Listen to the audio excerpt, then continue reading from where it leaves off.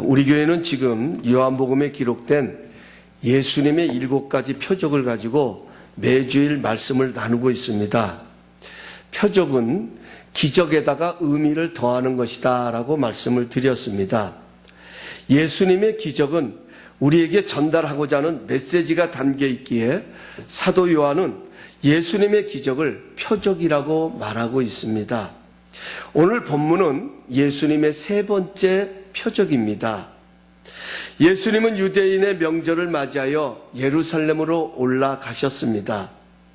우리나라도 추석이나 구정 등 고유 명절을 맞이하면 온 가족들이 부모님이 계시는 고향으로 내려가서 가족들과 함께 삶을 나누고 즐거움을 나누듯이 유대인들도 유월절, 오순절, 그 다음에 초막절 이 3대 절기를 명절로 지켰습니다. 이 명절이 되어지면 흩어져 있던 모든 유대인들이 하나님의 성전이 있는 예루살렘 성전으로 모여서 함께 하나님께 제사도 드리고 또 반가운 사람들도 만나고 명절의 즐거움을 나누었습니다. 예수님은 예루살렘에 도착하시자마자 자비의 집이라는 뜻을 담고 있는 베데스다 연못을 찾으셨습니다. 예루살렘에는 하나님께 제물로 바치는 그 양들이 출입하는 양의 문이라고 하는 그 문이 있었는데 그 양의 문 부근에는 베데스다라는 연못이 있었습니다. 오늘 본문에 가서 보면 이 베데스다 연못에는 소경, 다리 저는 사람, 혈기 마른 사람 등 많은 병자들이 모여 있었다고 소개하고 있습니다. 지금 유대인의 명절을 맞이하여서 예루살렘이 온통 즐거움의 축제의 시간들을 보내고 있지만 이 베데스다 연못에서는 많은 병자들이 예루살렘에 올라가지도 못하고 연못에 물이 움직이기만을 기다리고 있었습니다. 베데스다 연못에는 가끔 천사들이 내려와서 물을 동하게 움직이게 하면 누구든지 그 후에 가장 먼저 물속으로 뛰어드는 사람은 어떤 병에 걸렸든지 나을 수 있다라는 전설이 있었기 때문에 지금 많은 병자들은 베데스다 연못가에 모여서 물이 동하기만을 기다리고 있었습니다. 지금 이들은 명절에 관심도 없습니다. 저 예루살렘 성전에서 어떤 일이 일어나고 있는지 거기에 관심이 없습니다. 물이 움직이기만 하면 죽기 살기로 뛰어들겠다는 신념을 가지고 그 물이 동하기만을 기다리고 있는 것입니다. 물론 그 천사는 언제 내려올지 모릅니다. 그렇기 때문에 물이 언제 움직일지도 모르는 것입니다. 어제 제가 잠깐 좀 일이 볼 것이 있어서 플루톤을 갔는데요. 만나는 사람들마다 온통 하는 이야기가 지난 이틀 동안 있었던 그 지진으로 인해서 마음을 쓸어내렸던 그 힘든 것들을 표현하는 것을 보았습니다. 그런 이야기를 많이 들었습니다. 사람들이 전부 다 두려워 떨었어요. 무서워했어요. 어떤 목사님은요, 그 지진이 일어난 시간이 금요 예배 드리는 시간 아닙니까? 우리도 예배 마치고 막 나갈 때 지진이 일어났었으니까요. 주님이 오시는 줄 알았대요. 그래서 제가 그래서 이 목사님 영성이 깨어있는 분이다. 여러분 예배 드릴 때 예수님 오면 얼마나 축복입니까? 왜 기분 나쁘신가 봐요. 그런데 여러분 왜 그 지진에 그렇게 놀랐습니까? 전혀 예상하지 못했다는 거예요. 전혀 알지 못했다는 거예요. 갑작스럽게 일어난 일이라 대비도 못하고 그냥 앉아서 당할 수밖에 없는 것입니다. 마찬가지로 지금 베데스다 연못이 그 상황이에요. 천사가 언제 올지 모르는 거예요. 언제 물이 움직일지를 모르는 것입니다. 또 한 가지 분명한 것은 먼저 물속에 뛰어들어간 사람만 고침을 받을 수 있기 때문에 평소에는 서로 좋았던 사람도 물이 움직이기만 하면 서로의 경쟁의 대상이 되는 것입니다. 저는 이런 베데스다의 연못의 실정을 보면서 한번 이런 생각을 해보았어요. 소경, 다리 저는 사람, 혈기 마른 사람들, 손이 메마른 사람들, 여러분 이런 사람들은 참 거동하기가 불편할 거예요. 그런데 여러분 피부병에 걸린 사람들, 좀 그래도 좀 덜한 병에 걸린 사람들은 여러분 뛰어갈 수도 있지 않겠습니까? 물이 움직였다는 소식을 들으면 얼마든지 더 좋은 조건 속에 물속에 뛰어들 수 있을 거예요. 여러분 그런 사람들이 한 100명이 동시에 그 베데스다 연못에 뛰어들었다라고 하면 여러분 그거 어떻게 되는 것입니까? 누가 나음을 얻고 누가 고침을 받고 그 베데스다 연못이 어떤 사람이 제일 먼저 뛰어들었다라고 이 사람이 제일 먼저 뛰어들었으니까 이 사람만 고쳐주겠다고 여러분 이것이 과연 가능하냐는 거예요. 얼마나 그 상황이 치열했을지 짐작할 수 있습니다. 참 안타까운 것은 정말 물속으로 뛰어드는 사람들이 과연 고침을 받았을까 하는 부분입니다. 성경은 여기에 대해서 정확하게 언급하고 있지 않습니다. 그러나 설상가상 정말 고침을 받는 일이 일어났다면 지금 베데스다 연못가에 남아있는 사람들, 아직도 고침받고 그 자리에 머물러 있는 사람들, 그 사람들은 어떤 사람들일까요? 경쟁에서도 순잔을 맛보고 있는 무리들 것입니다. 지금 이들은 막연한 기대를 가지고 베데스다 연못에 모여 있는 것입니다. 그저 예로부터 전혀 내려오는 전설의 희망을 두고 자신들의 병을 고쳐보겠다고 모여 있는 것입니다. 한마디로 베데스다 연못은 자비의 집, 긍휼의 집이 아니라 도리어 많은 병자들에게 절망과 낙심을 남기는 불완전한 치료의 집이었습니다. 이러한 베데스다 연못에 완전한 치료자시여 완전한 사랑과 긍휼에 풍성하신 예수님이 찾아오신 사건입니다. 예수님께서는 누워있는 많은 무리들 가운데 38년 된 병자, 그의 병이 가장 오래된 것을 아시고 그를 찾아오셨습니다. 그리고 그에게 이런 질문을 던지셨습니다. 내가 낫고자 하느냐? 내가 낫고자 하느냐? 내가 낫고자 하느냐? 여러분, 너무나도 당연한 것 아닙니까? 병든 자가 낫고자 하는 마음 갖는 것, 낫고 싶어 하는 것 당연한 것 아닙니까? 지금 베데스다 연못가에 모여있는 병자들은요, 엄밀하게 말해서 예수님 만나려고 그 자리에 와 있는 것이 아니라 물이 동하여지면 나을 수 있다라는 그 기대감 때문에 그 자리에 와서 그 긴 세월을 낫기를 원해서 기다리고 있는 것입니다. 그런데 왜 예수님은 내가 낫고자 하느냐 이런 질문을 하셨을까요? 우리는 그 해답을 38년 된 병자의 대답을 통해 알 수 있습니다. 7절에 가서 보면 이렇게 말합니다. 병자가 대답하되 주여 물이 움직일 때마다 나를 못에 넣어줄 사람이 없어 내가 가는 동안에 다른 사람이 먼저 가나이다. 이 병자의 대답을 들어보면 베데스다 연못이 움직이긴 움직였던 것 같아요. 베데스다 연못에 물이 요동하는 일이 일어나기는 일어났던 것 같습니다. 그것이 정말로 천사가 내려와서 물이 요동을 했는지 아니면 어떤 자연적인 현상으로 마치 지진과 같은 그런 일들로 물이 동하였는지 거기에 대해서는 정확히 알 수는 없지만 중요한 것은 물이 움직였던 것 같습니다. 그런데 문제는 그 기회가 찾아왔을 때 나를 못에 넣어줄 사람이 없다라는 거예요. 나를 도와줄 사람이 없다는 것입니다. 이 말을 제가 38년 된 병자의 심정으로 조금 살을 붙여서 표현한다면 이렇게 바꿀 수 있을 것 같습니다. 내가 낫고자 하냐고요? 주님, 당연합니다. 나도 낫기를 원합니다. 나도 일어서고 싶습니다. 나도 고침받고 싶습니다. 그런데 지금 내 모습으로는 안 됩니다. 누군가 나를 좀 도와주고 밀어주면, 누군가 나를 묻혀 넣어주면 내가 고침받을 수 있을 것 같은데 그런 사람이 없습니다. 평소에 그렇게 옆에서 정을 나누던 사람도 물이 동하면 자신이 살겠다고 돌아보지도 않습니다. 아니, 오히려 내가 자신보다 앞질려 갈까봐 적대시합니다. 나를 도와줄 수 있는 사람이라고는 가족들밖에 없는데 내 병이 이미 38년이나 오래되었으니 가족들도 포기했습니다.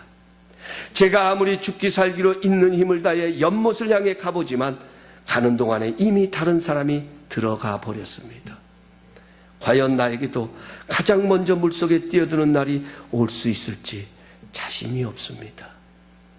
이것이 아마 38년 된 병자의 예수님의 질문에 대한 대답이었을 것입니다.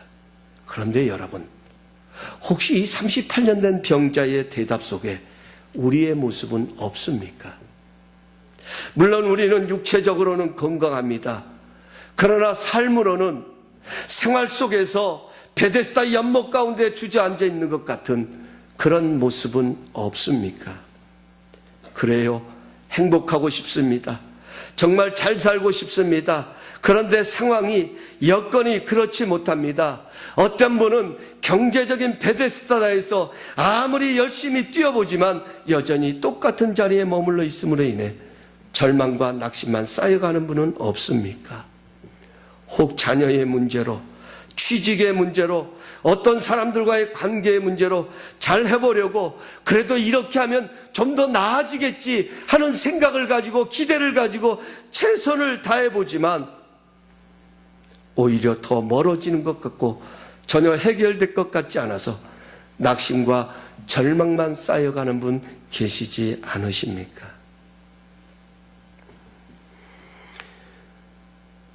여러분, 있는 힘을 다해 연못으로 갔다가 다시 되돌아오는 38년 된 병자의 심정을 한번 생각해 보십시오. 안 되는 줄 알면서도 내가 저 물에 뛰어들어야 내 병을 고칠 수 있다는 그 간절함이 있기에 있는 힘을 다해서 연못을 향하여 갔다가 가는 도중에 이미 다른 사람이 들어갔다는 소식을 듣고 다시 자신이 있던 그 자리로 돌아오는 이 38년 된 병자의 심정을 한번 생각해 보십시오. 돌아오면서 무슨 생각이 들었을까요? 아마 처음에는 그래, 다음에는 기회가 올 거야.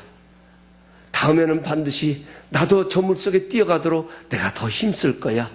여러분, 스스로를 그렇게 위로할 수도 있었을 것입니다. 언젠가는 좋아질 거야 생각할 수도 있을 것입니다. 그런데 다음 상황도 똑같습니다. 별반 달라지는 것이 없습니다. 돌아설 때마다 그의 마음에 쌓이는 것은 어느덧 절망과 낙심뿐일 것입니다. 지난날 가졌던 소망도 어느새 낙심에 가리워서 상황만 탓하는 그런 모습으로 전락할 수 있을 것입니다. 여러분, 우리의 삶에 가장 힘들고 고통스러운 것이 무엇입니까? 물론 아픈 것도 고통입니다. 물론 어렵고 힘든 것도 고통입니다. 그러나 나아질 기미가 보이지 않는다고 하는 것, 이것이야말로 가장 큰 고통입니다. 이럴 때 얼마나 마음이 아픕니까? 이럴 때 얼마나 두렵습니까? 내 인생 이렇게 하다가 끝나는 것은 아닌지 온통 염려와 의심이 어느덧 나의 꿈을 가려버리는 것입니다. 어느덧 그 기대가 막연한 기대로 자리를 잡고 소망을 잃고 살아갈 수 있다는 것입니다. 왜 예수님이 낫고자 하느냐고 물으셨을까요?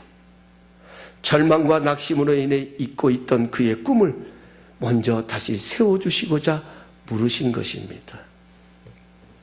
예수님께서 38년 된 병자의 병이 오래된 것을 알고 찾아오셨다는 말은 단순히 그의 질병이 오래된 것을 알고 찾아오셨다는 말은 아닙니다. 예수님은 그의 마음, 그 질병으로 인하여 그가 당한 고통, 그 질병으로 인하여 당한 그의 아픔을 예수님은 알고 그의 생각을 알고 찾아오셨다는 말입니다. 하나님에게는 불가능이 없으시고 모르는 것이 없는 전능하신 하나님이십니다. 그분은 우리의 일어서고 앉음도 아십니다. 하나님은 우리를 지으신 분이기에 우리의 인생의 시작도 아시고 우리 인생의 끝도 아시는 분이십니다. 하나님은 우리의 생각도 아시고 우리의 마음도 아십니다. 저는 말씀을 준비하다가 왜 예수님은 다른 병자들도 많은데 유독 38년 된 병자를 주목하셨을까 하는 질문을 던져보았습니다. 거기에는 수많은 병자들이 많이 있는데, 아니 더 쉽게 고칠 수 있는 그런 병자들도 있었을 텐데 왜 예수님께서는 가장 오래된 38년 된 병자에게 시선을 두셨을까를 생각해 보았습니다. 그리고 이런 믿음의 결론을 내리게 되었습니다. 베데스다에서 가장 큰 절망과 낙심을 맛본 사람은 가장 오래된 38년 된 병자였습니다. 이 사람의 마음은 온통 절망과 낙심과 아픔과 상처로 얼룩져 있습니다. 이 베데스다 연못가에 수많은 병자들이 있지만 이 한 사람이 변화되고 이 한 사람이 일어서면 베데스다 연못가는 순식간에 희망과 소망과 살아있는 자비와 긍휼의 집이 되어질 수 있다는 것입니다. 사랑하는 성도 여러분, 이 땅에는 수많은 사람들이 있습니다. 나 말고서도 얼마든지 하나님은 여러 사람들을 선택할 수 있음에도 불구하고 왜 나를 선택하셨을까요? 왜 나를 구원하셨을까요? 이 땅에는 수많은, 여기 있는 김 목사보다도 더 훌륭하고 더 많은 지식을 가지고 더 많은 것을 배운 사람들도 있는데 왜 나같이 연약하고 부족한 이 종을 선택하셔서 오늘 이 자리에서 하나님의 말씀을 대언하게 하실까요? 그것은 결단코 제가 잘나서도 아닙니다. 제가 특별해서도 아닙니다.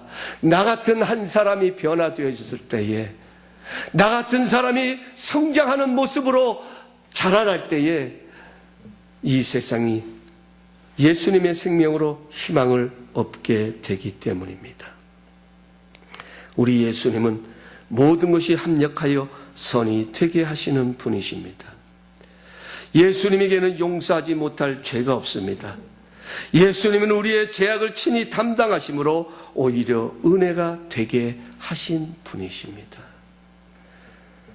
사랑하는 성도 여러분, 분명한 한 가지 사실은 이 병자의 38년은 너무도 힘들고 고통스러운 시간들이었습니다.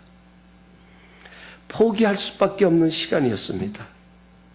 그러나 주님은 그를 찾아오셔서 하나님의 권세로 일어나 내 자리를 들고 걸어가라고 외치셨습니다.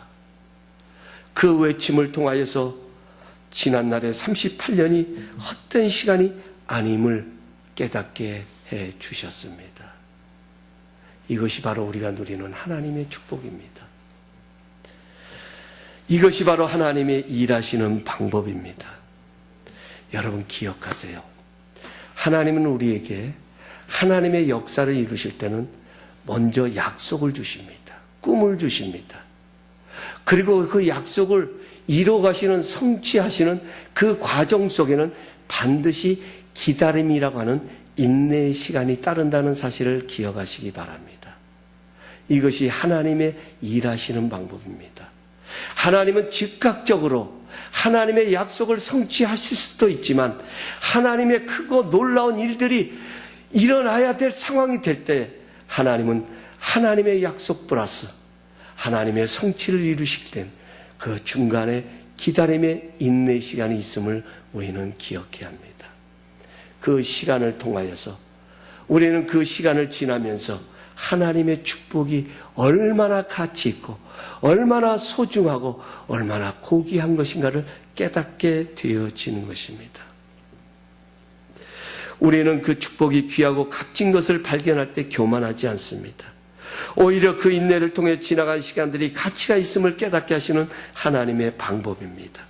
그래서 야고보서 기자는 야고보서 1장 4절에 인내를 온전히 이루라. 이는 너희로 온전하고 구비하여 조금도 부족함이 없게 하려 함이라고 말합니다.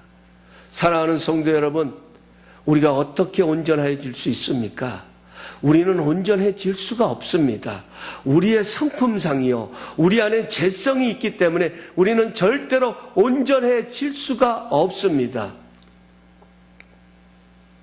이 세상에 온전하신 분은 하나님 한 분밖에 없습니다. 우리가 온전해질 수 있는 비결은 그분 앞에 겸손해지는 것입니다. 우리가 겸손해질 때에 온전하신 하나님께서 우리를 세워주시는 것입니다. 우리의 인생을 저 물에 빠진 새도끼가 물 위로 떠올라오는 하나님의 기적을 이루셨던 것처럼 우리가 겸손해질 때에 그분의 손에서 우리가 높임을 받게 되어지는 것입니다. 결국 우리의 고난도 주님의 손에서 의미를 발견하고 가치를 발견하게 되는 것입니다. 우리는 인내의 시간을 통해 겸손하게 되고 그 겸손을 통해 주어진 은혜와 축복의 가치를 더 깊이 깨닫게 되는 것입니다. 예수님은 38년 된 병자에게 이렇게 말씀하십니다. 일어나 내 자리를 들고 걸어가라. 저는 말씀을 준비하다가 이 부분에서 마음이 울컥했습니다. 여러분, 얼마나 목말라 했던 시간입니까? 얼마나 기다렸던 시간입니까? 이 시간을 위해서 얼마나 힘쓰고 애썼습니까? 이 시간이 내게도 주어지길 원해서 얼마나 간절한 마음을 가지고 자신의 자존심도 내려놓고 자신의 모든 것을 내려놓고 그렇게 힘쓰고 애썼습니까? 내 자리를 내 스스로 들고 일어나 걸어가는 이 시간을 위해서 그저 흘러내려오는 전설의 기대를 걸다가 그것마저도 절망과 낙심으로 찾아왔는데 지금 살아계신 하나님께서 자신 앞에 나타나셔서 그분의 권세로 말씀하십니다. 일어나 내 자리를 들고 걸어가라. 사랑하는 성도 여러분, 오늘 이 시간에 우리의 상황을 아시는 예수님, 우리의 여건을 아시는 주님, 우리의 생각을 아시는 주님, 우리의 마음을 아시는 주님, 우리의 아픔을 아시는 주님, 우리의 삶의 질고를 인하여 우리의 마음속에 얼룩져 있는 상처와 절망과 낙심으로 가득함을 알고 계신 그 주님, 베데스다 연못을 찾아오셨던 것처럼 그런 가운데서도 나아질 것이라는 막연한 기대를 가지고 포기하지 않고 지금도 여전히 그 기대의 줄을 놓지 않고 있는 그들을 찾아오셨던 예수님, 그 주님께서 오늘 우리를 찾아와 들려주시는 말씀이 있다면 일어나 내 자리를 들고 걸어가라. 여러분, 이 말씀을 하시는 예수님은 도대체 어떤 분이십니까? 여러분, 나에게 이 말씀을 들려주시는 예수님, 내게 이 음성을 들려주시는 그분은 도대체 어떤 분이십니까? 여기에 우리의 믿음이 있는 것입니다. 여기에 바로 하나님과 우리와의 관계가 있는 것입니다. 여러분에게 이 음성을 들려주시는 것은 여기 있는 김 목사도 아닙니다. 저도 여러분과 같이 주저앉아 있는 사람입니다. 어떤 부분에서는 여러분과 같이 일어서야 할 사람입니다. 아니, 38년 된 병자보다 더 오래된 죄인의 입술을 통해 지금 하나님께서 말씀하신 그분이 도대체 어떤 분이십니까? 그분은 온 우주 만물을 주관하시고 다스리시고 창조하신 전능하신 하나님이신 줄로 믿습니다. 그분은 살아계신 분이세요. 이들은 세상에 막연한 것에 기대를 걸고 있었지만 이들의 상황을 알고 찾아오셨던 주님, 그분은 지금도 살아계셔서 말씀으로 우리를 찾아와 만나 주십니다.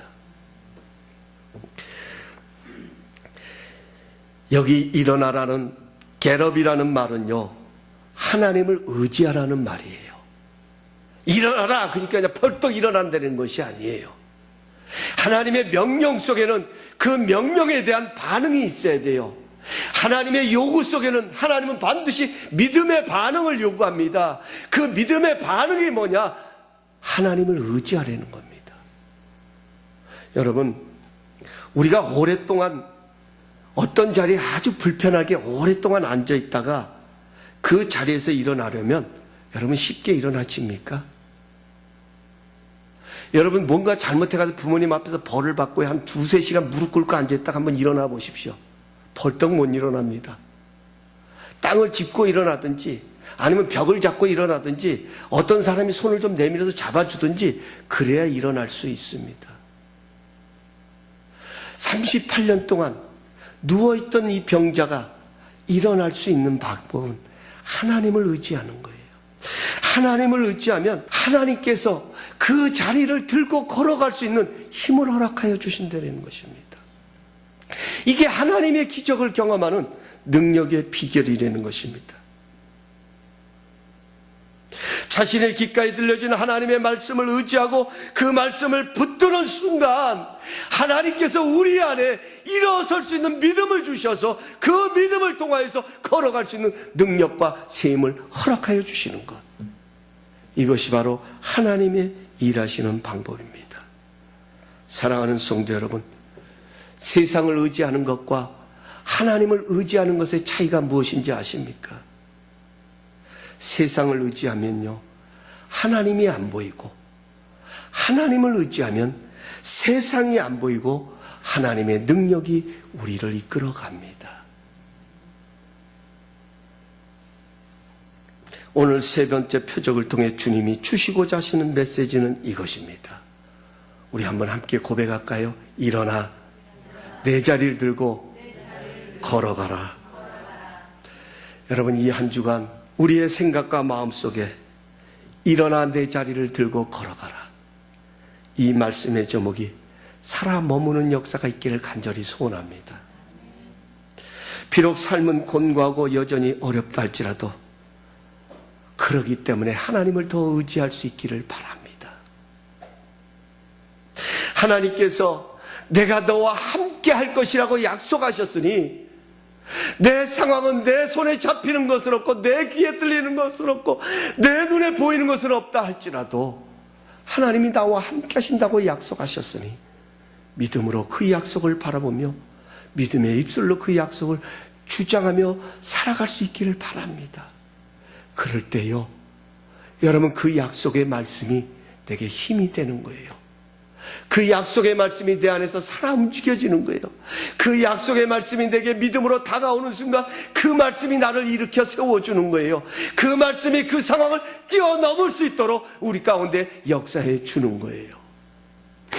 여러분, 우리가 모든 상황이 넉넉해서 그렇게 강해서 그렇게 힘들고 어려운 순간들을 넘어서 온 것이 아니라는 거예요. 때를 따라 주시는 하나님의 은혜의 말씀이 우리를 붙들어 주셨고 그 말씀을 우리가 붙들고 믿음으로 반응하며 나갈 때에 그 말씀이 우리 삶에서 살아 역사하고 움직여주는 그 능력을 통하여서 우리는 이 험한 세상을 당당하게 승리하며 살아가고 있다는 사실인 것입니다.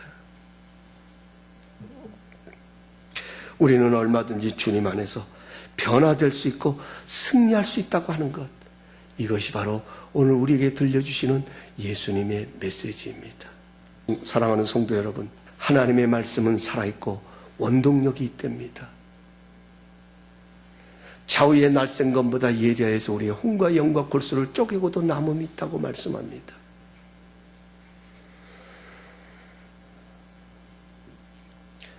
이렇게 살아있고 원동력 있는 말씀을 붙드시고 더 사모하시고 더 의지하셔서 하나님의 능력으로 앉아있는 그 자리를 일어서는 축복의 역사가 우리 성도님들과 함께 하시기를 예수님의 이름으로 축복합니다. 기도하십시다.